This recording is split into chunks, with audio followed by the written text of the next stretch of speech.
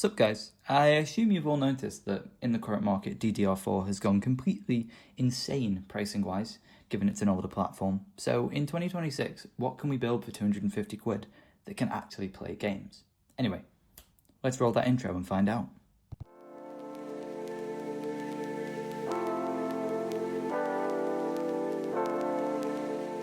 To commence this build guide, we're going to start with the CPU. Now, you see the gold triangle? Well, we line that up with the silver triangle that's on the socket cover. Now, if you get a new motherboard, that'll be on the little plastic cover as well. But for us, as you'll see I'm zooming in now, we can see the little triangle on the, well, for Intel anyway, the CPU holder, I guess you could call it. So all we do is line up the gold triangle with that silver triangle, and just gently plop the CPU in, and once it's in, give it a little shimmy to make sure it's fully in the socket, and then simply put, just close the socket down over it. Now this does require a bit of force, but not too much. It shouldn't feel like you're breaking it. Now next up, we're gonna put the RAM in, I believe. Well, that would make sense, wouldn't it? So here we've got 16 gigabytes of Vengeance LPX DDR4, and all you do is line up the notch on each of the RAM modules with the little notch that you'll see on the socket. Line it up and then use thumbs and just press it in until it clicks. Again, this step does require a bit of force, but not too much. It shouldn't be too bad. So yeah, just take it slow and, well, it should be quite easy to do. Up next, we're going to whack our M.2 SSD in. So most motherboards will come with the standoff pre-installed for the 2280 form factor, which we have here. And all you do is kind of pivot it up at a bit of an angle. It should literally just fall into the socket with very little force. Let it down and then just screw it in. Again, it's quite an easy process, this. It's not very complicated. And yeah, you'll see me struggling to line up the screw there, but hey. I was going to do this in actual live time, but VoiceOver worked better because the audio kind of went a bit screwed up. So I think now we have our CPU cooler we're going to put on. So for me, this is usually the most finicky of steps. So the cooler itself we have here was a Thermalright, I think 120 Peerless Assassin. Now it did get damaged in shipping, which was kind of a bit unfortunate, but yeah. They're nice tower coolers and they can be had on Amazon for about £15, probably $15 in America. They're pretty cheap and pretty nice to use, to be honest. Mounting them is also pretty straightforward. I mean, I make it look a hell of a lot harder than it should have here, to be honest. So those metal things are the rails that we're going to mount the cooler to, and then we also get 4 standoffs, and I don't know why I'm showing you this, but we also get 4 nice screws. I mean, yeah, just, you know, I mean, enjoy my arm as well. So yeah, there you go. The first step is to put the standoffs. Well, no, actually, the first step is to put the back plate on, which should also come. You just like kind of move the metal legs, I guess you could call them, so that they line up with the 1150X slot.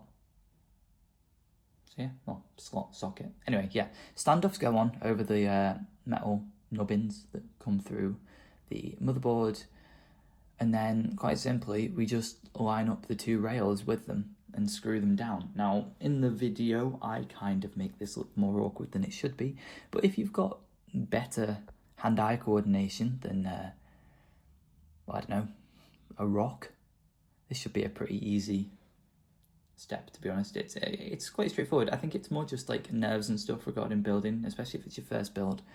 It can be like quite nerve-wracking if you end up dropping anything, but you just have to realize PC components are, in the most part, actually quite resistant to like damage and stuff when you're building. I mean, obviously, don't go bending the motherboard or like trying to snap it, but if you just drop one of these little rails off onto the motherboard, or they slip off the standoffs, it's not going to do any damage as long as you're not like throwing it at the motherboard. But yeah, as you're seeing, we just screw them in. Now, I'd start by doing this gently, just so you can make sure that both the screw holes are aligned with the standoffs. But then, yeah, screw them all in and screw them down. make sure they are screwed down quite well, just so we ensure that that contact between the CPU cooler and the IHS on the CPU is nice. And again, it's a pretty straightforward step. Now, these CPU coolers do come with thermal paste. And to be fair, I think the Thermalrate thermal paste they come with is actually pretty decent, to be honest, as included Thermalrate paste on a cheap cooler goes. But I'm using some Arctic MX7, I think here.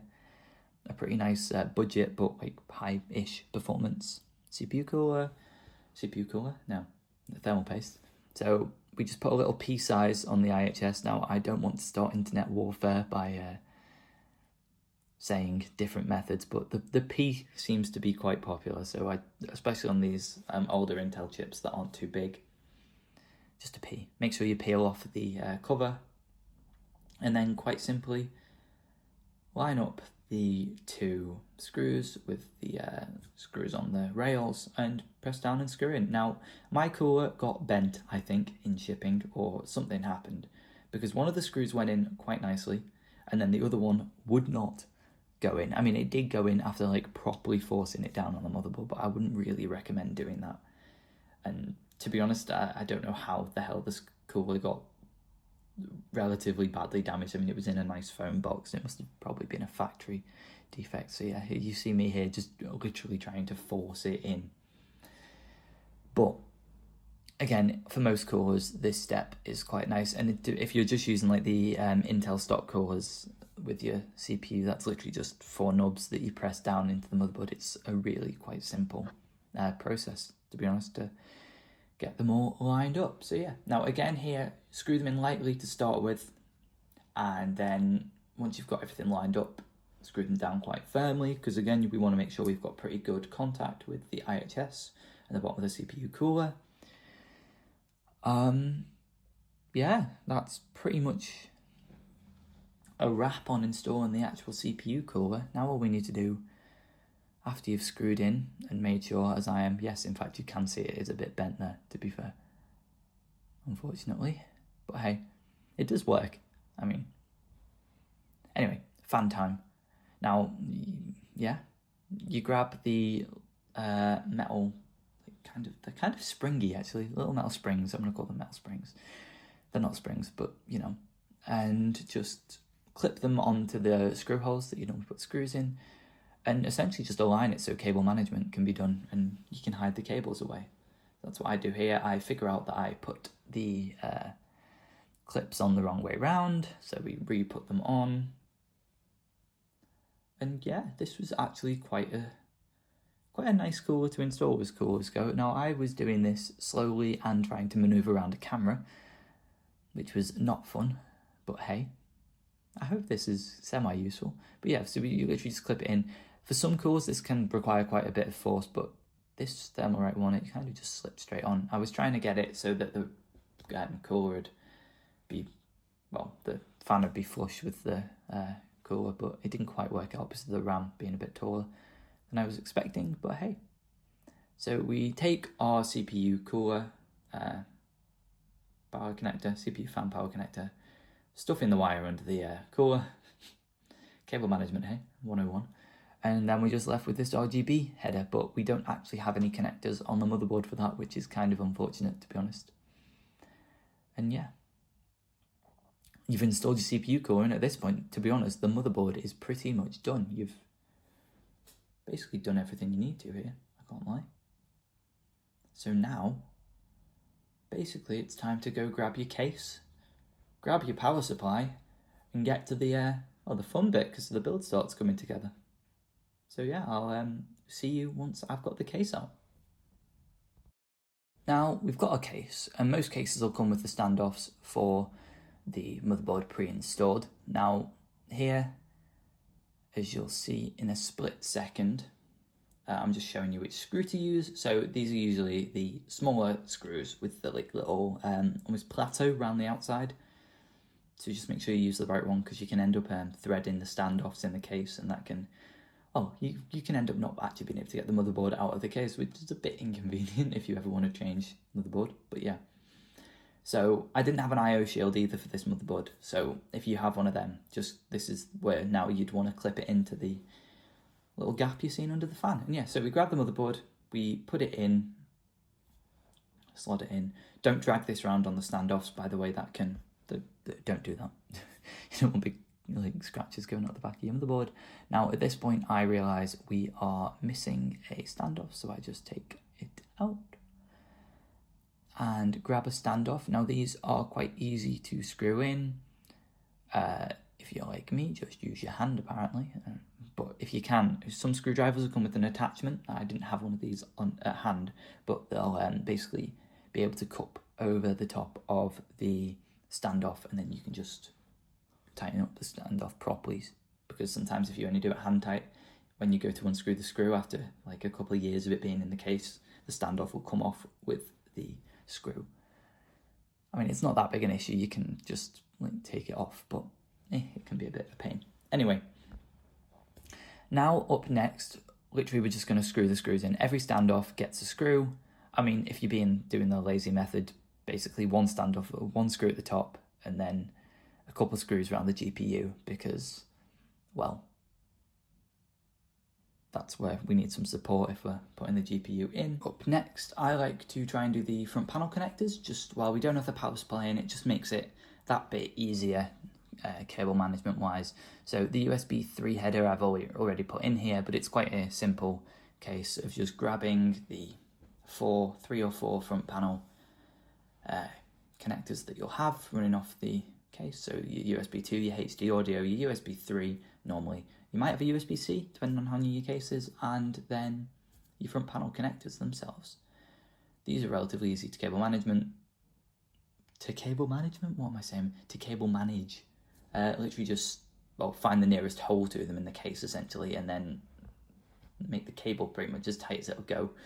It's quite straightforward. The pain in the arse to do, though, is the little front panel connectors on these cheaper cases, because you end up having to align them yourself. Now, the cheapest case I know of where you don't have to do this is the NZXT H3 Flow. Really nice case. That's what we built our mid-range PC build we did a couple of weeks ago in. But yeah, these are quite finicky. I did try and capture it here, but it's not exactly brilliant, to be honest. I do apologise for that. You're literally just seeing my hand at this point. I'll probably cut this, but it literally just follow the manual on the motherboard and line them up. It's pretty straightforward. So yeah. Next up, power supply, I believe. Now, in this video, as with most things on this channel, I try and make things harder for myself than they should be. So I here was putting in, screwing in. It's quite an easy process. The power supply, here you just want to make sure the fan is pointing down if you've got a case that has a fan grill on its base. Otherwise you'll starve the power supply of air, and in a year's time you'll be wondering why your PC smells quite weird. So yeah, this is usually I'd just recommend doing this with the PC stood on its feet. Just it makes it easier, but you know, for the sake of me making it awkward for myself, I was doing it on its side, and I don't even capture actually putting the screws in. So yeah, I do question myself sometimes. I actually ended up taking this out again after doing this because I wanted to put a hard drive in this PC, and in a second you're going to see that. But just for now, yeah, just it shows you how to put the power supply in. I mean, I'm not being funny in this day and age. Most people aren't going to be putting a hard drive into the PC, I'd assume. But for my bulk storage, they're quite cheap now. I mean, you can get a 2TB hard drive for 30 quid. So yeah, here you can just see the little hard drive caddy, and this just slots into the case. And anyway, just putting the power supply in, you'll see here, it's just 4 screws in the back using the kind of hexagonal screws. And now here you'll see also where the hard drive fits in. Now in the background, because I'm zoomed out here, you're also seeing a lovely jigsaw that's just on the floor, you know, get some room ambience going, but hey, fun and games. So here I'm just pre-routing some of the cables through the cable grommets in the case, just to make it easier in a second. So CPU, no, this is power supply graphics card actually. So graphics card you want to put probably on the lowest of the kind of vertical slots in the case. In this situation, I think it was the same one as the 24 pin for the motherboard, but I end up just correcting myself here. So you'll see just now, I didn't actually know which one would be the best, but it ends up being the top vertical one. It was quite a tight fit. Just be careful when you're doing this. I don't know why I was trying to ram it through with this hole, but hey, it did actually work out cable management wise quite nicely. But yeah, just be careful. It did fit. It didn't end up like scraping the motherboard or anything to come through, but it was a tight fit. So you'll just see me now up in the top left of the case. I've just whacked the CPU header through, and yeah,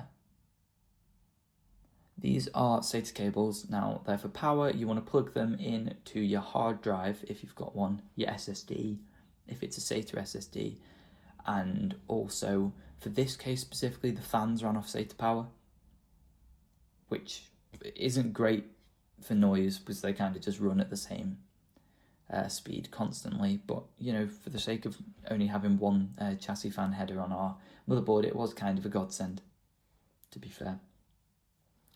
So yeah, I think cable management wise in this build, I just ended up stuffing most of the cables into the PSU basement. The lazy approach. You can do obviously zip ties and make it really quite neat, but for the sake of this I thought, oh well, we don't really need it. So yeah, I'm kind of just fiddling around in the basement doing that little stuffing and also plugging our thing in, and I'm exposing myself as Ginger. So yeah, please do not rip me apart in the comments for being Ginger. Kidding. But yeah, so back to the front of the case now, and I think I'm going to plug in the 24 pin. This is a bit weird to do in voiceover, to be honest. It would have been nice to be able to do it live, but hey. Yeah, I mean, I'm just giving you a nice view of the case now, and yeah, head in the way, nice one past me, head in the way of where we want to plug in the 8 pin, but essentially this is just to line it up and plug it in. Oh, nope, head in the way of the 24 pin as well. This is good, great filming. Ugh. Oh well. So yeah, head in the way of that 24 pin, make sure you can see what you're doing. Basically, to align them, the clips, you'll see a little like raised edge kind of on each of the connectors, so the connectors on the motherboard I mean, and then there'll be a clip on the actual power cables themselves, so you just want to literally line them up and plug it straight in. That's quite a straightforward process. Sometimes they can require a bit of force, especially if it's a new power supply. They can be actually quite tight, like the tolerances on producing them, I'd assume, can be pretty tight, so they can require more force than you'd think. Now here I am just running around the PC like a mad person, plugging in our SATA data cable to the hard drive. These just go in at the other end of the motherboard. You'll see that the slots are usually at the bottom or the side of the motherboard. I don't actually think I get a photo here, which is a bit of a pain, but yeah. Cable management wise, this case is actually pretty decent. There's quite a lot of space in the back of it. So I was literally just able to, well, essentially just smash the back panel, and it was fine. It was fully alright with it. Now, the final and most exciting bit of the build up next, we've got our graphics card. So today we've got a GTX 1070, which fit nicely in our budget, and to be honest, it might not have ray tracing, but it offers pretty decent performance and has 8GB of VRAM, which at this price point you can't really complain about. So it's simply a case of grab an 8-pin PCIe connector, put it in. Now for this, the PCIe connector is a daisy chain, so I just grabbed a zip tie after this just to make it a bit neater from the front. Just kind of like tied the additional 8-pin PCIe to the cable itself just to hide it away. And now here we will put the screws in the graphics card. Now this usually just requires a bit of a shimmy to line up the little like output plate with the case, screw holes, and then yeah, we just screw it in. I used hex screws here. I'm not actually sure, well, hex screws, the hexagonal, like, top screws. I'm not actually sure if these are meant for this, to be honest. I think I'm using the wrong screw, but they work. I'm pretty sure most of the screws actually work here, but yeah. This could also be case specific, by the way, so yeah, I mean, pretty much every case I've used has the same, like, screw shape design, but just check your case manual just in case if they aren't. So yeah, it's simply a case of we put the little cover back on to neaten everything up so you don't have a hole in the back of your case, and grab the thumb screw now and literally just screw it in. Again, nice process. It's pretty simple, this, to be honest. I mean, it's definitely more nerves when it comes to PC building than anything. It's not too complicated. If you've ever built Lego, it's about the complexity of the Technic set, I'd guess. Not even that complex, but yeah. Anyway, we're done. I mean, obviously we're not done. You need to put the side panels back on, but I didn't video that because it's pretty straightforward. And yeah, everything worked. We got nice light up fans here going. It was pretty cool. Sorry about the vertical video, but that was probably the best way to capture it. Well, it wasn't, but you know. Yeah, it genuinely looked pretty nice for a, what I think this case was £34 on Amazon. Anyway, now up. We've got the benchmarks. I mean, you know, we've built a PC here. Let's see how it does for 250 quid. Now, first up here, we've got kind of what's become a staple of the channel. I've basically run this in every single video we've done. Skyrim. This time the anniversary edition, running at 1440p, max settings, and in a shock to absolutely no one, we got an average frame rate of 60 frames per second and 1% lows of 60 frames per second. It was literally locked at 60 frames per second for the whole game. But given this came out in 2011, and yeah, alright, it's had a refresh since then, but it's still basically the same game. Yeah, there wasn't much trouble running this, to be honest. I mean, we're just running around Winterhold here, fighting some guards, and yeah, the frame rate is really quite consistent. Now, with those CIT case fans that came with our case, it was a bit loud, I can't lie. I mean, the graphics card fans were relatively quiet, the CPU cooler is literally silent, but the case fans were a bit loud. Now, it's not too big an issue, but it's just something to note if you are noise sensitive with this CIT Bolt case. As soon as you've got game sound going, especially if you're using headphones, it's like a non-issue, but yeah.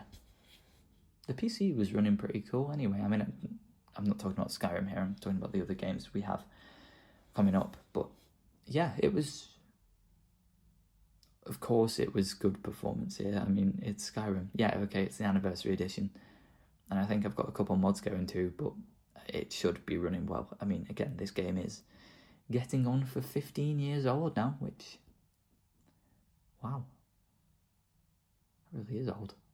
But yeah, here we go, having a scrap with the Jarl, who's decided to use his fists.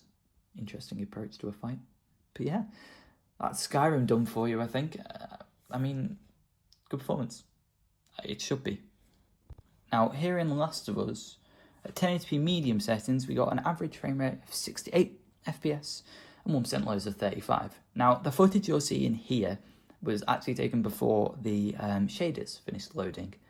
And it was quite interesting, to be honest, because it made a huge difference to the performance once the shaders had loaded. And yeah, it shows that you need to wait if you want accurate performance benchmarks for this game, because it does make quite a big difference. Like, we literally stepped up by, well, 22 frames per second in our average, and we would take the second average anyway, from a more demanding area of the game. Now, running around here, it was quite nice. To be fair, if you wanted, you could probably step this up to 1440p at medium settings and still be in like the 50 frames per second average window. I mean, we've got a gig of VRAM to play with, so yeah, to be fair, The Last of Us here runs pretty decently for a game that's renowned for being a pain to run. Yeah. To be honest, this is probably about better than I was expecting. I mean, if we think back to our £100 build we did last week with our RX 6500 XT, that performed awfully here, to be honest. I mean, yeah, alright, it got an average of just below 40 frames per second. I think it was around 40 frames per second, but it was really stuttery, and we were running at 1080p low there, and it just shows the difference in 4GB versus 8GB of VRAM. So yeah, sound performance, and again, pretty sound temperatures as well. Now, we were running into a bit of a CPU bottleneck. Today we've got an i5-8400 in this PC, and yeah, tiny bit of a CPU bottleneck. Not too bad, but just in this game. Anyway, up to the next one, which I believe is going to be Elden Ring. So yeah, Elden Ring. Here we were running at, it was 1440p medium, I think. And we saw an average frame rate of 57 FPS and 1% lows of 39 FPS. Now, this game ran really quite well. And the last comparison point I have to this game, I mean, the last PC I played it on was the £100 PC with the RX 6500 XT. And that did not do too well. That was 1080p, like low settings, and it was quite poor performance-wise. But this was really quite consistent, to be honest. And yeah, running around the map, it was nice. Nice performance-wise. I mean, you'll see me nearly die to a giant troll thing that was past a gate. I really don't play this game. I don't know what's going on. But hey, I managed to kill some stuff in the game today, which was quite unusual for me, to be honest. So yeah, pretty decent performance here. I mean, this was the surprise for me, because 1440p, basically 60 FPS locked for most of it, was quite impressive. Especially for hardware that's getting on for, what? Pascal's 8 years old, 9 years old now? So yeah. Solid performance. And especially when you consider you can get these GTX 1070s for £70 or £80 now used. And they offer like performance that's pretty similar to an RTX 3058 gig. Actually, in some games it can be better than our RTX 3058 gig. And I think the GTX 1070 really is pretty good value for money in the current market. Yeah, you lose out on DLSS, but I'm ray tracing. But I mean, it's like half the price, and you're getting most of the performance. So yeah, you'll see that in the synthetic benchmarks that we're going to go into now, actually. So running through Time Spy, which seems to be a favourite of our benchmark suite, we saw a graphics score of 6,225, which actually puts us slightly ahead of that RTX 3058 gig that we benchmarked in the second video ever published on this channel. Oh, how far we haven't come.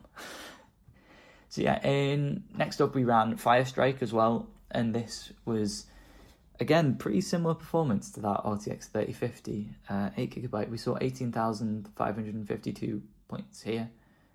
I don't know if it's exactly, I'm going to put up the comparison graph at the end of the video just to show, but it's from memory, it's either 3,000 points higher than the RTX 3050 or basically the same as the RTX 3050, I'm not sure. Now, just to wrap up this video, I really do hope you've enjoyed this longer content format that we've ran today. The video's very long, and obviously I'm not sure if many people are going to have stuck around to this point, to be honest. I mean, the 3 minutes of viewer retention we've averaged in all the other videos doesn't scream out hope, but you never know. It might be useful to someone. So yeah, this PC in the end has, now it's a CIT bolt case. Now these are £35 on Amazon in the UK, and I'd assume there are comparable cases you can pick up depending on what aesthetic you want. We have a i5-8400, 16GB of basically any DDR4 RAM you can buy. The motherboard-wise, basically just pick up the cheapest motherboard that supports the i5-8400. That's the advice there. And CPU cooler was, as I mentioned before, the Thermalright 120mm Peerless Assassin RGB, I think. Maybe not Peerless Assassin, I don't know. It was one of the Thermalright coolers that was £15. It was relatively affordable, and it fit the budget quite nicely. So just to run through prices, as I said, GTX 1070 you can find for £70, £80. i5-8400, normally about 30 quid, I think. The motherboards are usually more expensive than the actual CPUs here, so if we say another £70 for the motherboard and CPU, we're up to 150. And now, realistically, in the market today, you're going to be looking at least £40 for 16 gigabytes of DDR4. So that puts us basically onto 200 quid. 256 gig boot SSD that we used, that's, oh god, I hate these prices. That's probably about £30 now, isn't it? So that's 230. Power supply was an MSI Mag AB550, I think, an 80 plus bronze PSU. It was like the most affordable PSU on Amazon that wasn't screaming car bomb. So yeah, that was £40. So we're basically, I think we're just on the 250 quid budget, probably just a bit over. But we've got quite a nice build going, to be fair, and it runs games and benchmarks pretty well. Now, when you consider this PC is just over £100 more than what you pay for an RTX 3050 alone, and you're getting performance akin to that anyway, I'd say it's a pretty good deal overall. So yeah, I hope you've enjoyed this long form content. I hope you'll consider subscribing and dropping a like and commenting about, I don't know, how I have built a PC that goes against the doctrines of the PC master race. But yeah, thanks for watching, and I'll see you in the next video.